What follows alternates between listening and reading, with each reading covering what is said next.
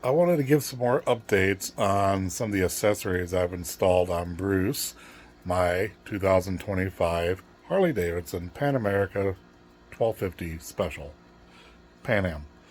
So I've been quite busy the last week or so installing several of the updates that I've been purchased from November to present. And we'll go ahead and flip this around. And I'll kind of start from the front and work my way backwards. I'll do the new installs first, and I'll go with some of the other installs I've done previously. Ooh, I need to wipe that down better. Anyways, starting right in the front, I have the TourTech TFT screen anti-theft device. Go me around for this angle.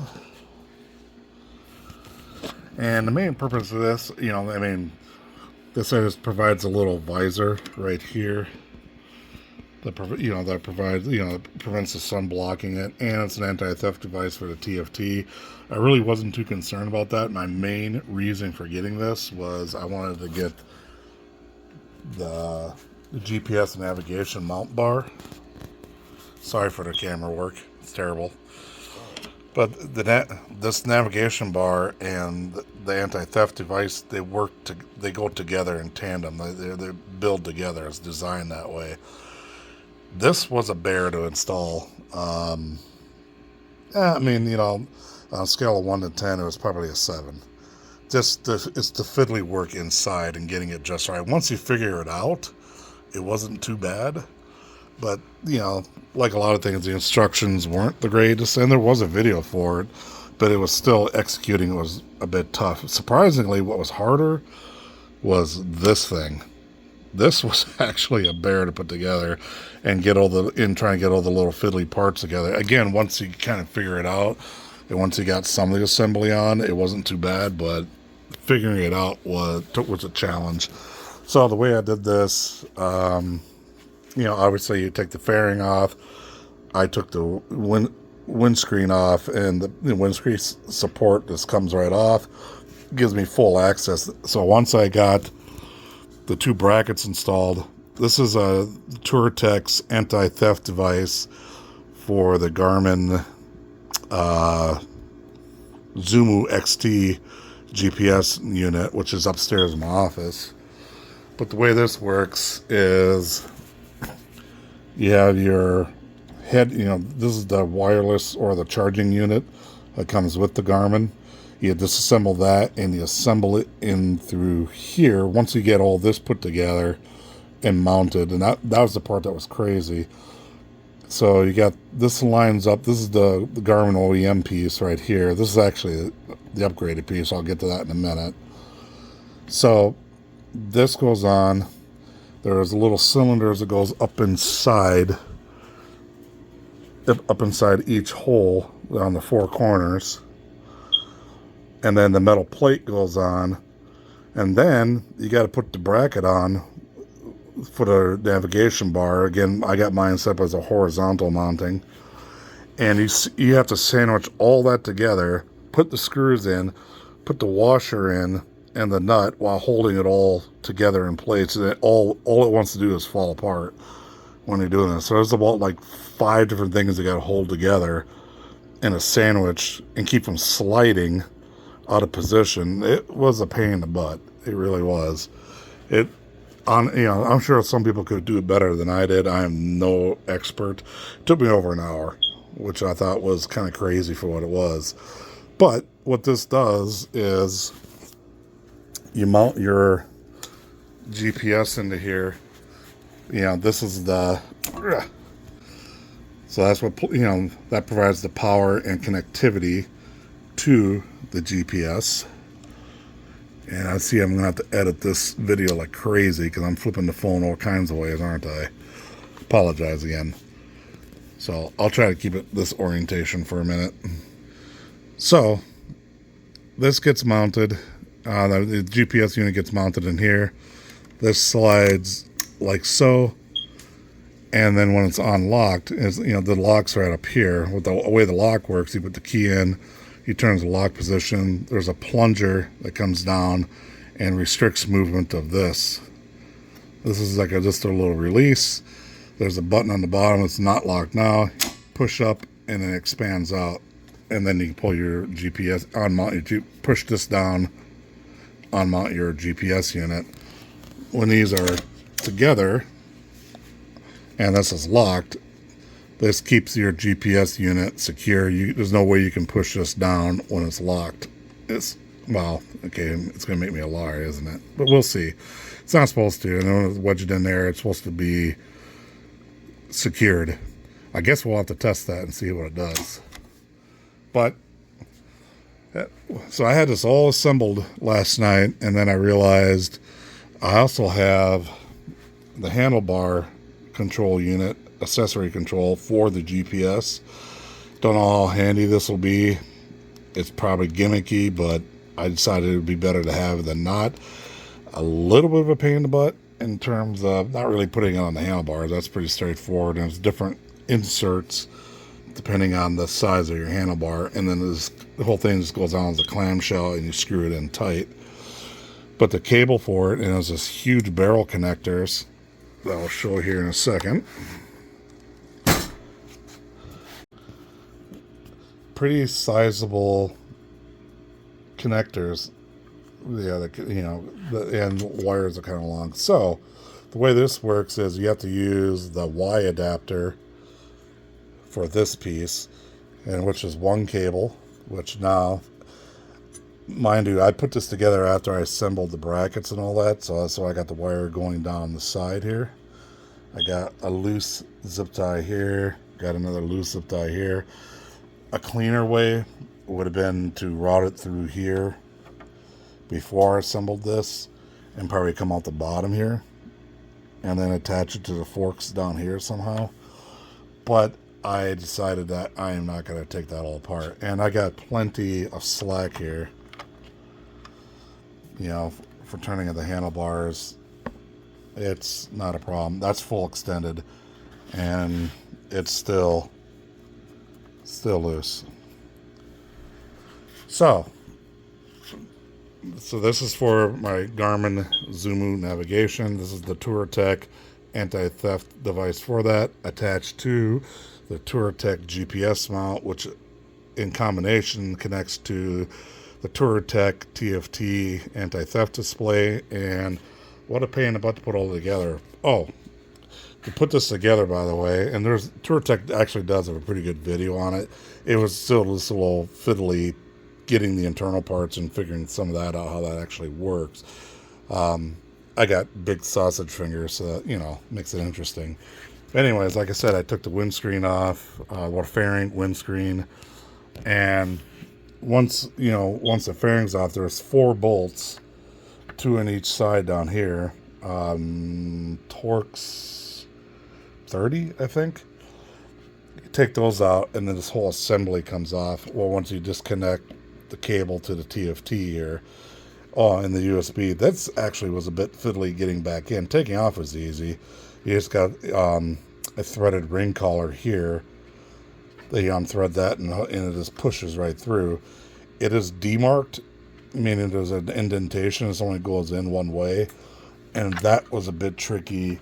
Again, getting my big sausage fingers under here, holding that in place while I got the D-ring in. That took me a minute to get done, or to figure out properly. Again, not the most mechanically inclined in tight spaces like that with my sausage fingers. But, you take that all off, took it over here, did my bench work, assembling it all here on the table. Once it was all assembled, put it back into place. Connect the cable to the TFT, cuss and swear and get the USB connection back through the hole here. Got the collar back on. Then I put it in place, put the 4 screws in, used blue Loctite on the screws just for extra measure. 2 on each side, put that on, and then there you go, you're good to go. The other thing I upgraded within this last week is I put on the A1 Racing risers. So I took the OEM risers off and installed new risers. And what this does, and I'll post a picture of the 2 side by side.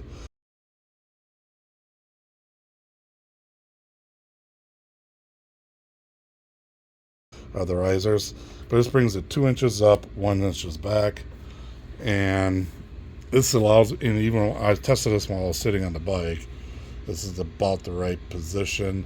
And yeah, it did, for me, it did not block the screen at all, which was, not, this is one of the reasons that pulling it back an inch helps over the Harley-Davidson sells a 2-inch riser kit that brings it up 2 inches, but then that blocks the bottom part of your display screen. And significantly, that's the clock on the left side and your fuel gauge, right? And I didn't like that aspect of it. These are super high quality, as many people have noted already on a bazillion videos online, so I'm not doing anything earth-shattering here. They are slightly narrower than Harley OEM brackets, so you see some of the marking there. That could be touched up. I probably won't worry about it, which I'll get to that in a second too, about markups. But yeah, these are super high quality, milled out of a solid piece of aluminum, obviously except for the clamps. These are 3/4 inch 12-point nuts on here, or bolts. That's the only thing that's a little bit of a negative. Everything else on the bike is metric. This is standard.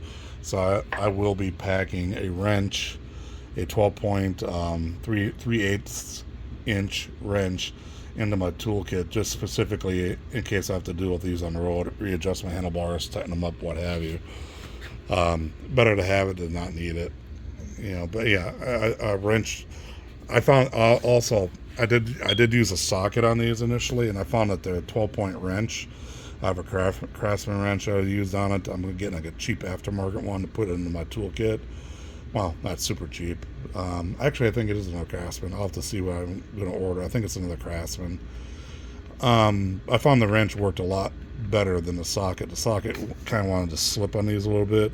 The wrench was way better. Also, as there was several videos online already about how to install the risers, these and other risers. I had a towel over this whole area to keep from scratching the tank up. Take the bars off, put the risers in. Not a big deal. As a T50 bolt on the bottom of each riser. Took a little bit to break it. My ratchet wasn't really big, so I ended up having to use like a braking bar with it. Just probably because, again, I don't have super sized ratchet. I couldn't get enough leverage to break the seal. So I ended up using a breaker bar with several extensions. So I was actually down about this low, and then coming up underneath. I can't really see it because I got the fairing on, but it was pretty easy to get to. The extensions helped us by bringing it down lower.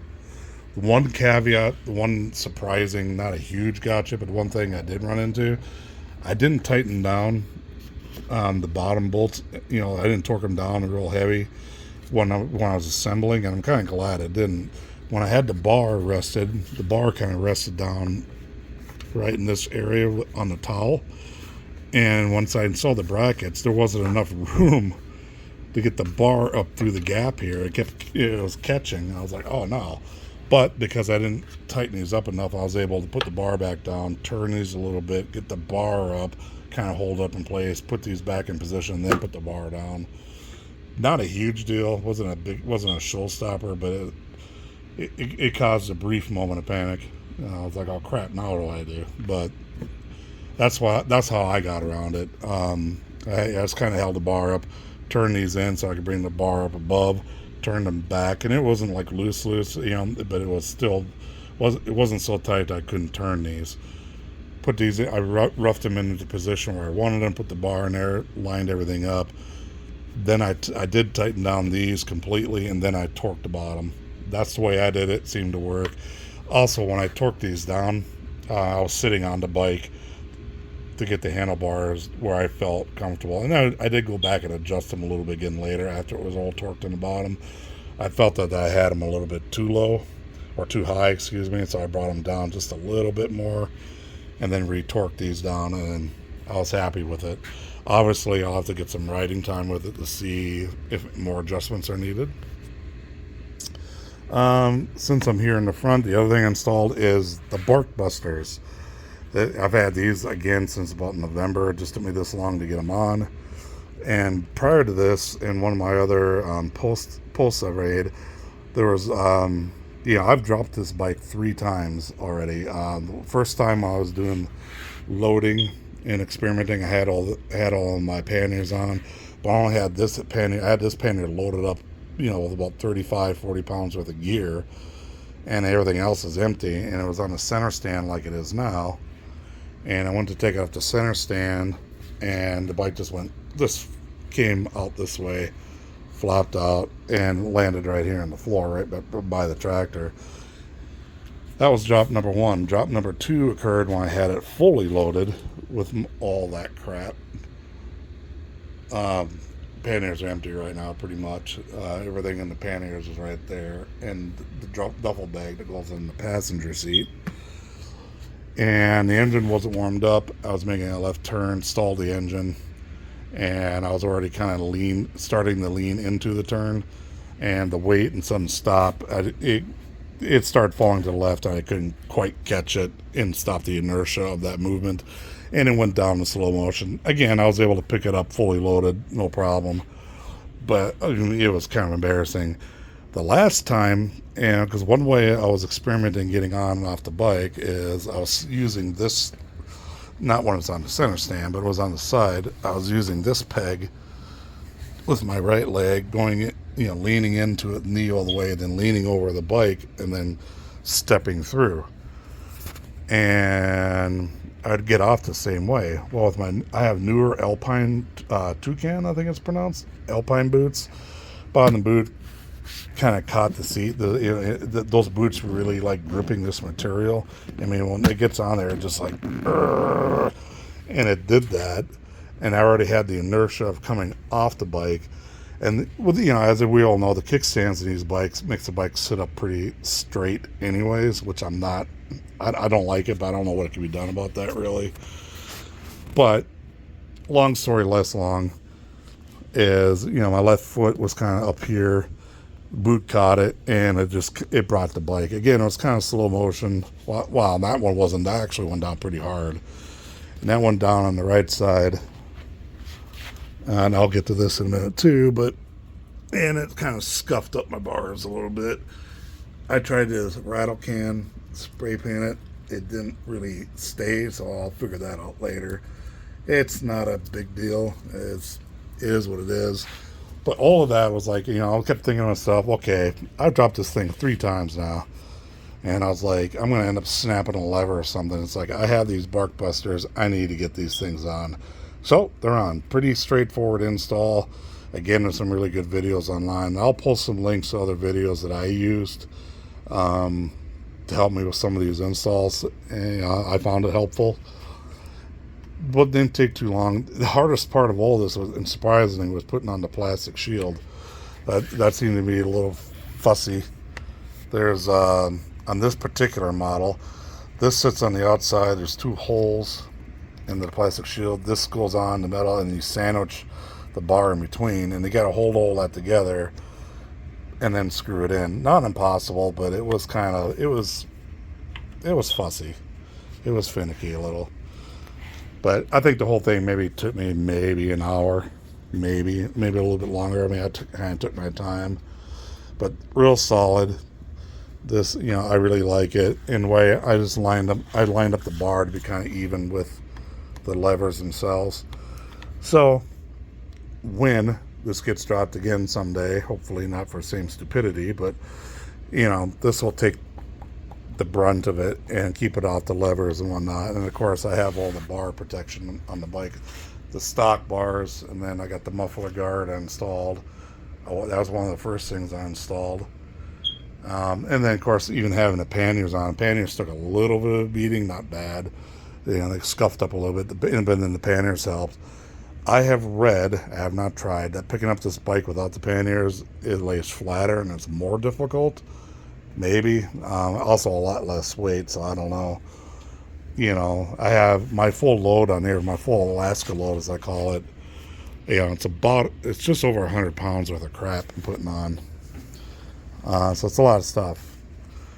Another install is the Adventure Pegs, highway pegs. These are, again, machine milled all aluminum. And yeah, these come out like that. These, you can put these in or not. These come with these little screw nubs that you put in through the back, and then I Loctite them in place. And this just helps with traction on your boot. Yeah, that's really all that's for. But this will allow me to stretch up my legs just a tad when I'm going on the highway and whatnot. And when they're not in use, they just tuck right in and they're out of the way. You know, hardly even there. Very low profile, very minimalistic. And yeah, even with my big honking feet, yeah, they work just fine. Wouldn't want to do it for extended, really, really long periods of time up here, probably, but it's enough to stretch out your legs for a while where you're on a long stretch of road without having to worry about, like, if there's not a lot of traffic or anything like that. Say, hey, Willow. Yeah, good puppy. Yeah, that's from Adventure Pegs, I think they're called. Again, I'll post a link to that somewhere in the descriptions. These are also from A1 Racing. This replaces the OEM plastic heel guards. Straightforward installs, the washer that you put behind using the OEM bolts or screws. And these are just milled aluminum, and it's taller, so it protects the master cylinder completely. Just more robust than the plastic. I got one on the other side as well. Also replaced the OEM plastic there as well. Again, that's, milled aluminum. See, there's the other highway peg. They just fold down and they don't flop around, and obviously that's adjustable tension there. But yeah, real nice. They just clamp right onto the bar. They got a kit where you can, this is the kit for the front. You can also get one to fit the fatter diameter pipe in the back if you wanted to have it in the rear. They're about $240, so not cheap, especially for what it is. But I wanted something clean and minimalistic to be able to fold away. And for me personally, it was worth the money. Obviously, I got the tank bag off. But normally, was the Harley-Davidson OEM tank bag. Screw the straps screw into the tank when not in use. These clip together. One down here in the seat. This stays like so. Trying to think what else I've installed as of late. I think that's it for new installs. Real quick recap. This is the 1250 special that I purchased, so it didn't come with the panniers and all that. Obviously, I installed the Harley-Davidson pannier rack system. Same thing with the top case. I remember this was interesting to put on, and took me a bit of time to figure out how all the different components go together, and taking off the tail light and all that. That it wasn't too bad, but it was time consuming. But this is all Harley-Davidson specific. Puppy. I think I showed this before. I have the Noco Boost jumper cable that's wired in to the battery in the front. That's a Harley-Davidson skid plate or bash plate, along with the Harley-Davidson grill guard. Again, bunch of other companies, including Touratech, make parts for that. I just went with the OEM Harley-Davidson. And here, this is covering the reservoir for the brake. This is Dynamic. I'll have to post the name of it. I forgot the name of the company already. Simple, just bolts right on. And same company I'm using for the shift extender, along with foldable. That. So, those are the installs I have done. Let me go back up and talk about this real quick. So this rat's nest is actually just a loop of wire. This is the power feed for the Garmin. I'm going to have, I got to bring this in for the 1,000-mile servicing, in which Harley-Davidson has to take the tank off. I Looked up how to take the tank off. I understand it intellectually. It looks to be a pain in the caboose a little bit. I just don't want to mess with it right now. So I'm going to have Harley just route the wiring under the tank into, I bought the Harley-Davidson auxiliary power harness. That's going to plug into the existing auxiliary harness. That's going to be used for, I'm having Harley install the Daymaker lights that will go down here. I'm going to have them just run the wire and connect it into the harness for the Garmin, and it'll be the same thing for the quad lock. I have a wireless charger for the quad lock as well that I'll have them run the wire under the tank and into the harness under the seat. Yet to be installed is this is the headlight guard from TourTech. This is the it just snaps in and snaps off with the grommets after you install said hardware. I haven't got that far yet, and I don't know if I'm going to do this one or not. It was $40. This is the TourTech fairing anti-theft kit. It's simply, literally, just two pieces of metal that hook into the back of the fairing. And I think you have to install this, with the fairing installed. And if you want to take the fairing off, I think you got to take these out. I don't know if I'm going to bother with it. I mean, it seemed like a good idea, obviously, because I bought it. But the more I'm thinking about it, it's like, I mean, I don't know what the theft rate is on the fairings of these things. I'm thinking I haven't seen too much about it. I'm sure it's definitely possible, because since of how the fairings come off so easily. But then I was thinking about when I want to do maintenance on the bike, especially if I'm out and about somewhere for whatever reason. It's like, what a pain in the butt. I don't know if I want to have to deal with all that to get the fairing off to get access to something I may need to get access to. I don't know if I want to deal with that myself on a routine basis. So I might not install it. I don't know. I haven't really decided. I guess I'll do some more research and see if there's a crime wave of Pan America fairings on the black market or something.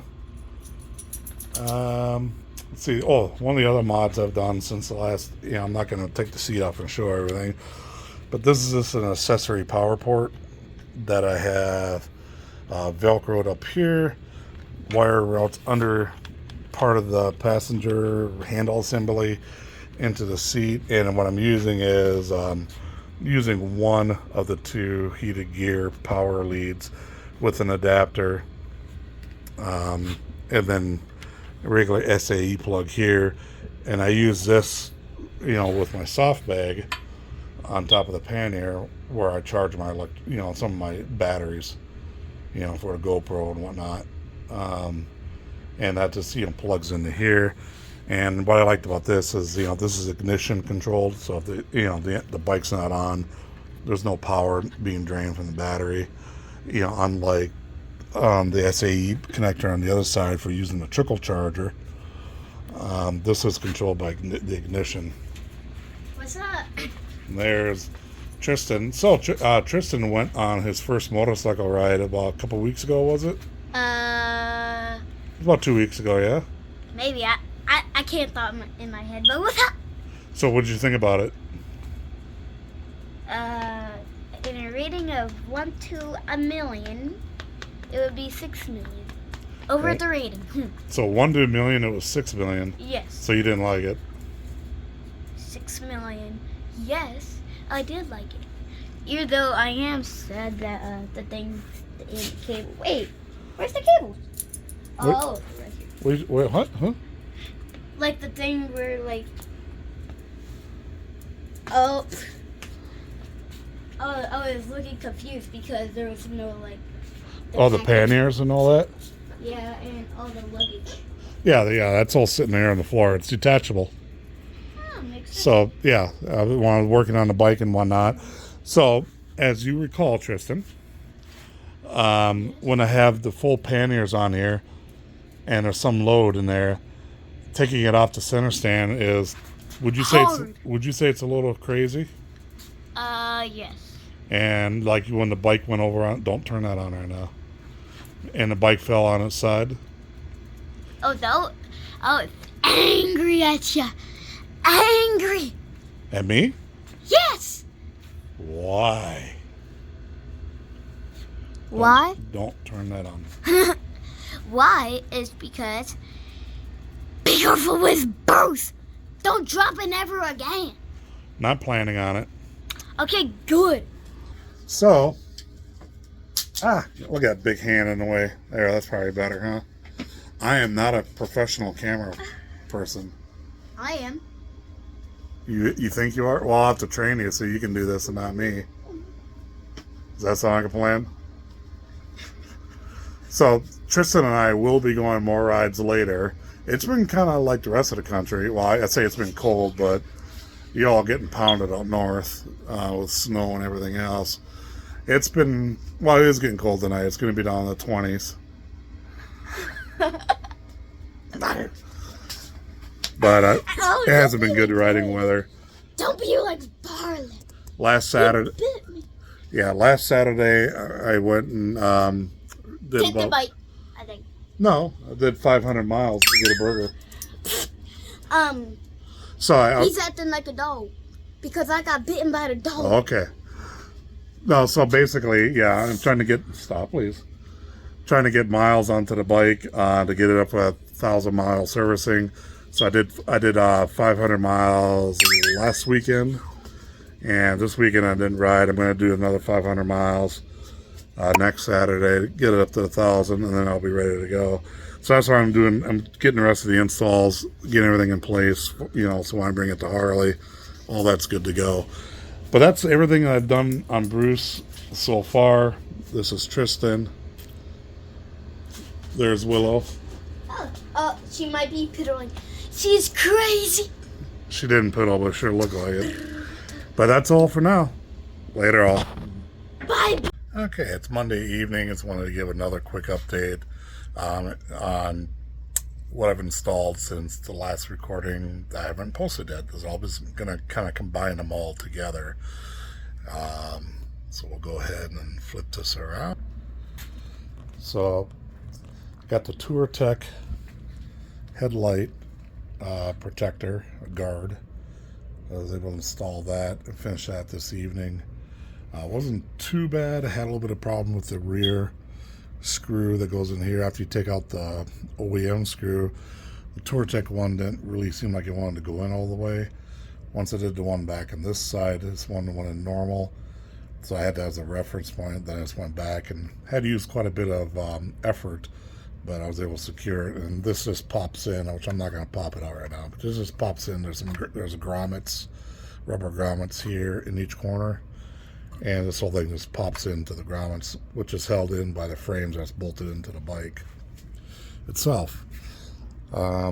Everything else was already covered in the other videos, but I just wanted to show the actual Garmin into the holder. And I don't have it wired up yet, but it is charged up.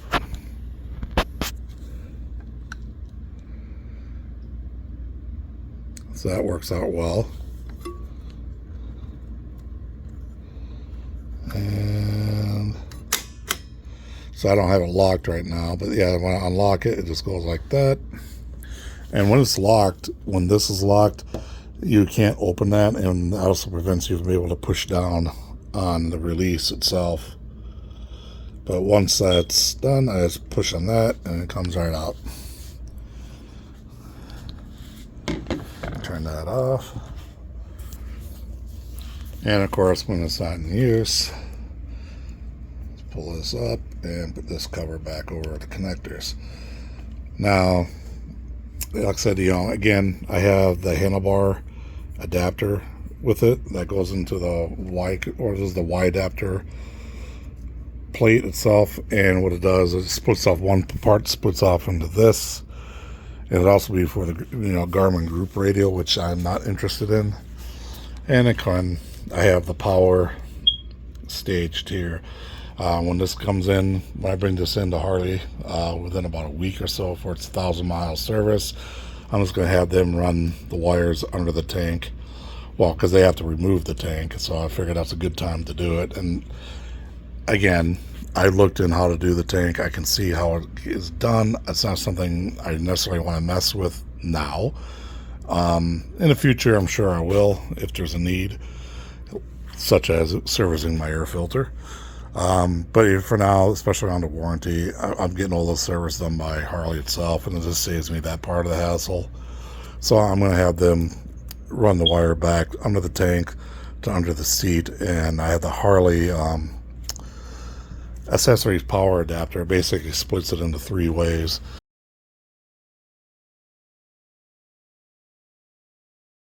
And one of those is going to be for the Daymaker lights that are going to be installed. I'm going to have Harley do that, again, so they can wire it up under the tank. And then I got the quad lock wireless charger, which is over there at the table. I'll replace this out with the wireless charger, and again, those wires will be routed down the handlebar, under the tank, back to the accessories back here, back to the Y adapter, or the 3-way adapter back here. But that's just the update since the earlier parts. I just wanted to include that in this video as well. So at this point, the only thing I really have left to install is this. So just a quick recap. This is the quad lock waterproof wireless charger for, my phone. So wait, pardon my grayness. Oh yeah, and I'll be bald over here again soon. I'll be shaving all of this and going back down to my shaved head, pretty much getting ready for the warmer months. But right now it's still like 20 degrees here and windy in winter. I'm not whining because I know we've had blizzards up in New York and everywhere else, in Boston, Massachusetts, and whatnot. No, thank you. But yeah, that's it for now. I'll probably do the foot pegs probably sometime this week, and then hopefully I'd like to get them installed before I'm doing another 250-mile ride on Saturday, just to get to 1,000 miles done, so I can bring it in for the servicing. So I'm going to grab another burger for 250 miles, Birmingham. It just works out. The I-20 is not too far from where I live, and it's just an easy, quick way to chew up some miles. So yes, I would like to try the new foot pegs and test it out. I'll be testing the risers, may have to adjust that. But I think I got this kind of dialed in where I want it, but we'll find out. Have a good one.